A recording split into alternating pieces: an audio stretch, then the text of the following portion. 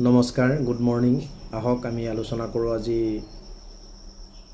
চামছ 40 অৰ্থাৎ ডেভিডে লেখা জবুৰ শ্বৰীফৰ পৰা মই চাওঁ 40 আয়াত। আপোনাৰ পৰিস্থিতি যদি সঁচাকৈ বহুত বেয়া হৈ আছে, বিভিন্ন সমস্যা আছে, কিবা ফাণ্ডত পৰি আছে, স্বাস্থ্যজনিত কাৰণত ভুগি আছে, এই সমস্যা সমস্তবিলাকৰ পৰা উলিয়াই আনিব বুলি আমাৰ পৰমেশ্বৰে কথা দিছে, কৈছে।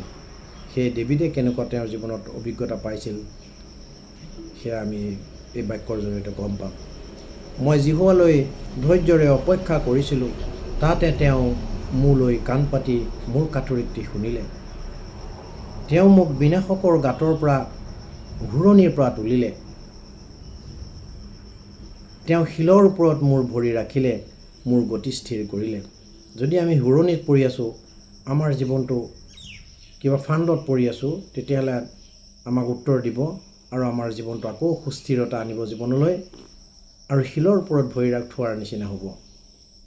তেওঁ মোৰ মুখত এটি নতুন গীত দিলে, আমাৰ ঈশ্বৰৰ উদ্দেশ্যে স্তুতি দিলে। অনেক লোকে তাকে দেখি ভয় পাই জিহুৱাত বিশ্বাস কৰিলে। অৰ্থাৎ আপোনাৰ প্ৰাৰ্থনাৰ যেতিয়া উত্তৰ দিব পৰমেশ্বৰ খোদাই আৰু আপোনাক নতুন গীত দিব, আপুনি আনন্দত নাচি থাকিব পাৰিব। তাকে দেখি মানুহবিলাকে, জগতৰ মানুহে আপোনাক আচৰিত মানিব। ধন্যবাদ, থেংক ইউ। ভাল লাগিলে আপোনালোকে শ্বেয়াৰ কৰিব, লাইক কৰিব আৰু চেনেলটো ছাবস্ক্ৰাইব কৰিব। থেংক ইউ ভেৰি মাছ। জয় মচি।